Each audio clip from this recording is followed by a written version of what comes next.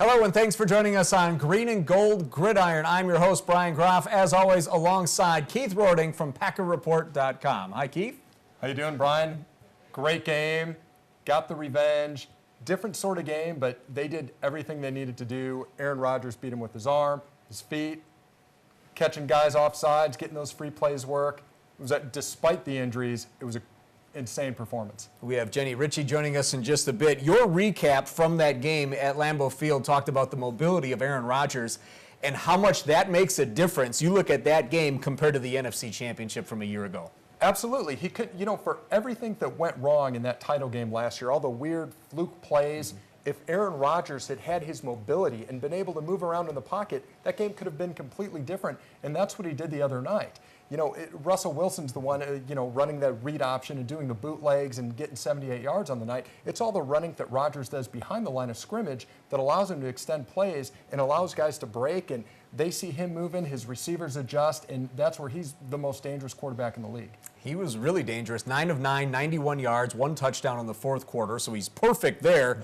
But the thing is, the Packers suffer more injuries. We've seen that. That's been part of the story already in this 2015 season. Eddie Lacy going out, so that's a day-to-day deal. And we look at the night where we're taping this show and how much it could change by the time it actually airs. But James Starks comes in. Devontae Adams sprained ankle. Josh Boyd broken ankle, out for the year. Yeah, that's crazy. So they got Dayton Jones back. We're still waiting on LaTroy Guion, but to take another hit on that defensive line is tough. And, sitting up in the press box, I thought it was his leg. He looked in pain. You saw his teammates immediately calling for assistance. So, man, that's tough to lose a guy like that. But because of the injuries, we're seeing more and more from other players. We're going to talk about that with our guest in just a bit. But one of the guys, J-Ron Elliott, wow. Interception and a forced fumble. He's so fast, and what a great play. It reaches out, one hand. Russell Wilson thinks he's got that nice, easy little screen to Marshawn Lynch. Here comes Elliott with that big paw out there and just pulling it in. What a great play. They love his speed. I think now he's getting the defense, and he knows how to put himself in position to really take advantage of his physical skill set. It's great. They need young guys like that to step up, especially as guys keep falling down around him. When it's all said and done, the Packers win that game 27-17. They improved to 2-0 on the year. And I look at a lot of the power rankings around the NFL and people who cover the league. Packers are up there right at the top. As they should be. I mean, despite the injuries, look at what they do. You've got number 12. You've got James Starks. I mean, Eddie Lacy's Eddie Lacy. You don't lose a lot when you bring in Starks. James Jones, again. James Jones, we talked about last week. He could have had 4 touchdowns. Well, he should have had 2, and that was a revelation for me to hear that ruling, because his butt is hitting the sideline right as that ball coming in. Tie does not go to the runner. If your butt is down, it's incomplete. Don Mikowski thought it was a touchdown in the tunnel. His arms were starting to go up. James Jones blamed Mark Lavatt, the strength coach. He said he had him doing too many squats. His butt was too big. That's what it was, yes. And moving on from that subject now, let's introduce the third member of our G3 team, Jenny Ritchie. And as always, she has our Titletown topics. What are we going to talk about in this show? Well, we're going to talk about Ty Montgomery. We're going to talk a little bit more about the Chiefs and their performance against the Broncos. We're also going to touch on our favorite topic, as always, Tom Brady and that Deflategate. So we're going to hit a lot of things today. All right, sounds good. We look forward to that. We will also welcome our special guest. He is a special teams captain and a safety for the Green Bay Packers, Chris Banjo, after this. Welcome back to Green and Gold Gridiron. I'm Brian Groff alongside Keith Roding from PackerReport.com. Our guest in this week's show signed as a free agent with the Packers in 2013, appearing in 16 games with 1 start, and currently he is a regular on special teams and a safety. It is our pleasure to have Chris Banjo join us this week. Chris, thanks so much for joining us via Skype, and our thanks to Mayfield Sports Marketing as well. Thank you so much for having me. I'm glad to be here. Going back to that NFC Championship game in Seattle and the Fail Mary, there's a lot of recent history between the Packers and the Seahawks. How satisfying was it to get that victory earlier the week? To get any victory is very satisfying, to be honest. It being Seattle, I'm sure for our fan base is definitely gratifying. But for us, this is a whole new season, and we're just glad right now we're 2-0 and just looking forward for our next opportunity, our next game, and trying to make the most of that. Now, Chris, this year you made that final cut down, and that was a little different than the previous year. You got cut, you got brought back on the practice squad. How rewarding is that? Because, you weren't a first or second round draft pick. You're a guy that, I mean, you earned it, man. You know, you had your tryouts. You were undrafted out of SMU. I mean, you've really earned everything you've got. How satisfying has this year been for you, starting with week 1 where you're a special teams captain? It's definitely been a tremendous blessing. It's been a journey, but I just thank God for every step of the way. Like I said, it's been a big-time blessing and honor, and I'm just trying to make the most of my opportunity. There's been some changes with the special teams, changeover at the guy running the unit. Jared Bush no longer there. How are teammates really looking to you, and how are you really stepping up as a leader this year? Our team, I would like to think, is still fairly young, but we all look to each other, actually.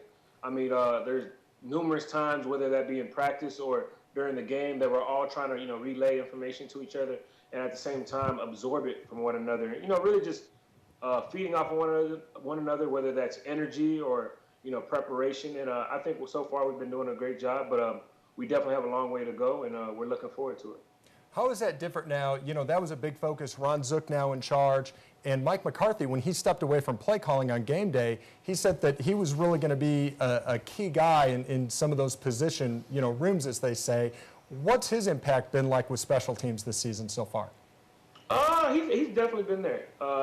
He's definitely been vocal in terms of letting guys know whether it should be on certain fits or, what we just have assignment-wise. So, he's definitely been a good part of our, special teams unit thus far, but it's definitely too far to tell. I mean, too early to tell where we're at as a unit. We're just taking it game by game and trying to improve each game.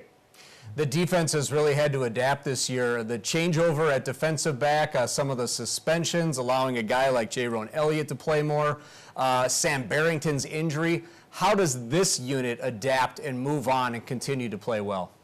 I just think that falls back to our preparation. And our coaches, since I've been here, have done a great job in terms of getting each and every single guy prepared week by week. And I think we definitely have the guys who are capable of, challenging themselves and, making sure they're prepared the correct way and going out there and performing on Sundays. Mm-hmm.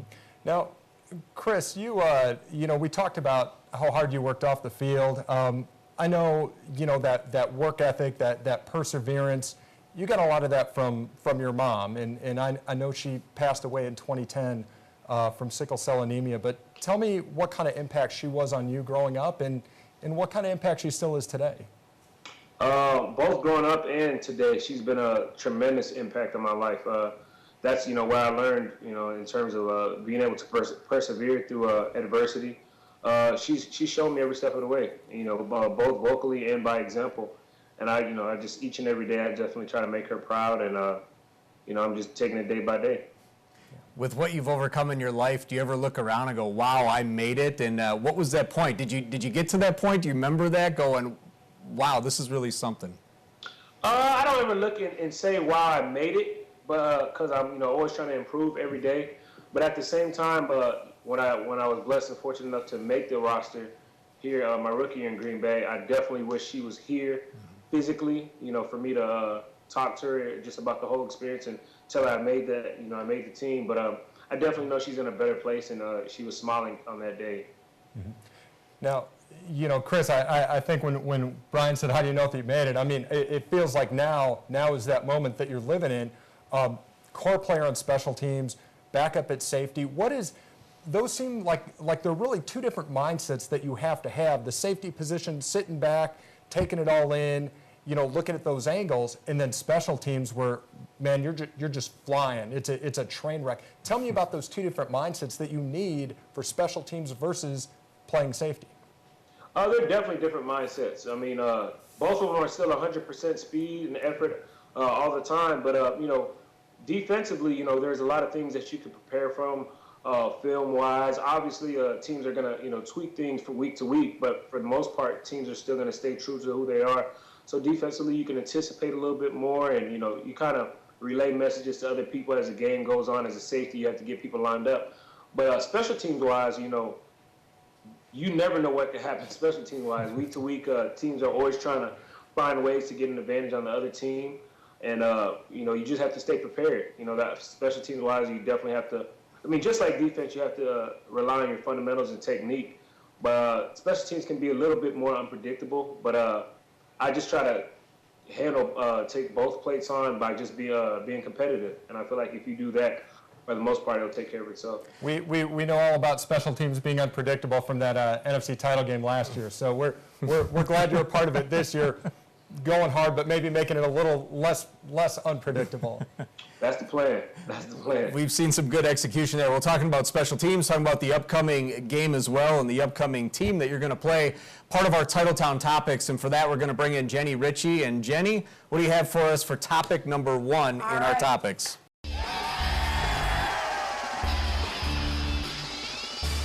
To get started, we have, with the injury to Davante Adams, Ty Montgomery did, play a larger role on offense. So is this just kind of scratching the surface of what he can do for the team? I definitely believe so. I mean, since he's been here as a rookie and just watching him in training camp and OTAs and even now, I mean, he's so explosive. I mean, you see him, catch a routine ball in practice and the way he's able to burst after the catch. It's very impressive. So, I'm looking forward to what he'll bring to the table, to help our team win, and I'm very excited for him. When they drafted him, they called him a smaller Randall Cobb. There's nothing. A larger Randall Cobb. Yeah, I was getting a larger Randall Cobb, and I think we saw that. It's great that they used him in a Randall Cobb-like way, running him out of the backfield. I think that's always a tough play for the defense when they see a guy with that kind of skill set come flying out, and we saw guys bouncing off of him, and I think you got to love that about Packer receivers, but this is a guy with a really high ceiling. He's an exciting guy in the return game. It'll be exciting to watch him grow and mature in the passing game. I think the learning curve was moved up as well because of the injuries to Jordy Nelson, and then with Davante Adams going out, it seemed like there was a lot to see from him, but maybe further down the line. But it was great that he was able to step in and do some of the things out of the backfield as well, and catching 4 balls and 4 targets as well. Jenny, topic 2 will be coming up after the break. So we're going to take a message from our sponsors. We'll tackle the rest of those topics after this.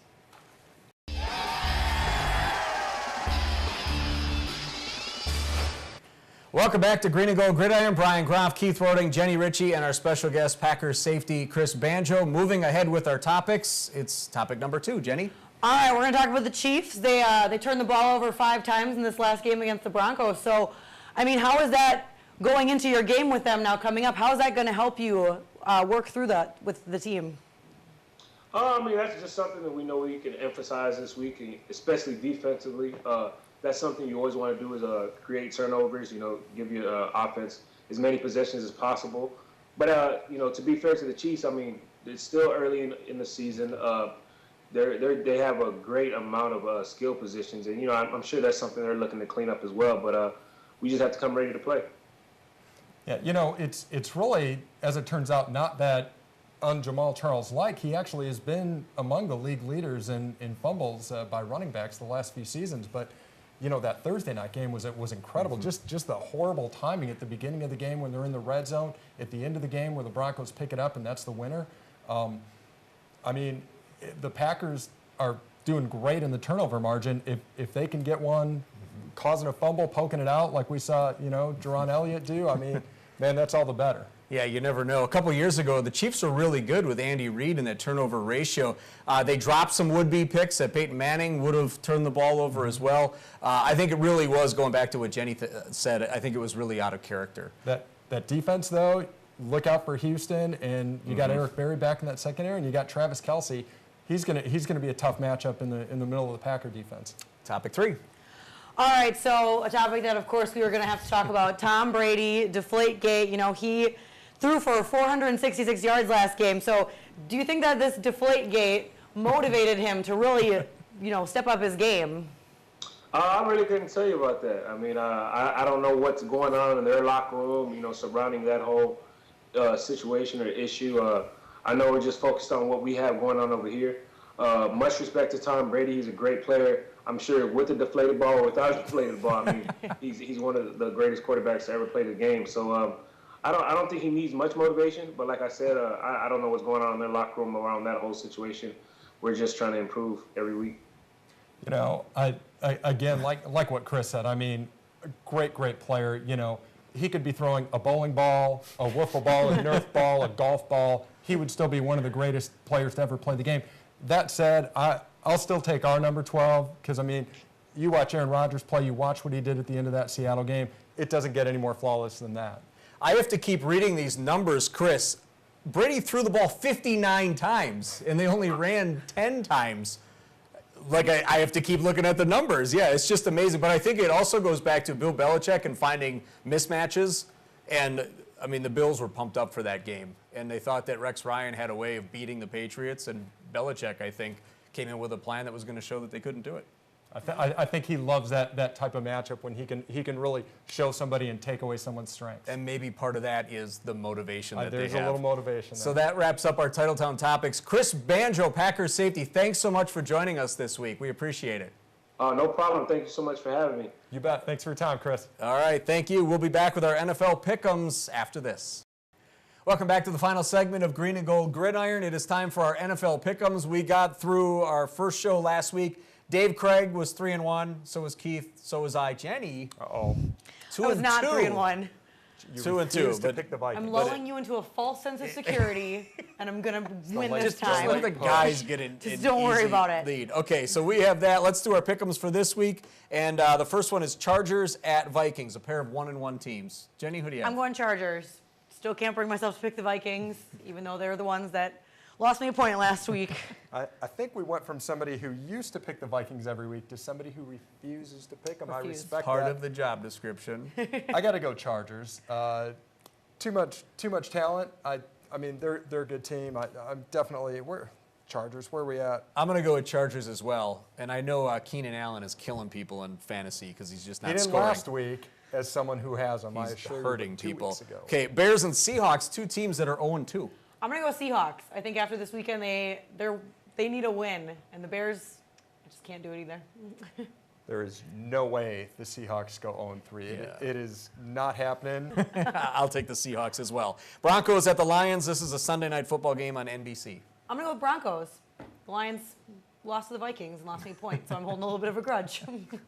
They're not going to get the turnovers that they got last week, but you got to pick one or the other. Peyton Manning finally at the end looked like vintage Peyton Manning. He sure didn't for the early part of that game, but I go Broncos. I was pretty close to going Detroit because of the home field advantage. I think they're going to win a couple games this year that I think people don't think they will. But with that being said, I'll go Broncos. Chiefs at Packers. Packers. This is the easiest Again, part right here. Don't need a reason. Super Bowl 50 rematch has nothing to do with this game, but absolutely Packers. Maybe they'll get another fumble on Jamal Charles. Who knows? So if I go Packers, we have the exact same picks. Yeah, you guys are just doing that All on right, purpose. so there we go. So we are one game ahead of Jenny not no gonna get matter any what. Not gonna get any And ground time now. now for what we're calling highlights that will not happen. This is Packers happen. Chiefs at Lambeau Field. Aaron Rodgers scrambles for a short touchdown run, and the Packers go up 21-17. That was off their 2-minute offense, but guess what? They gave the Chiefs 58 seconds to come back. Alex Smith to Travis Kelce, touchdown. And not gonna happen. Madden Xbox EA Sports has the Chiefs winning this game 24-21.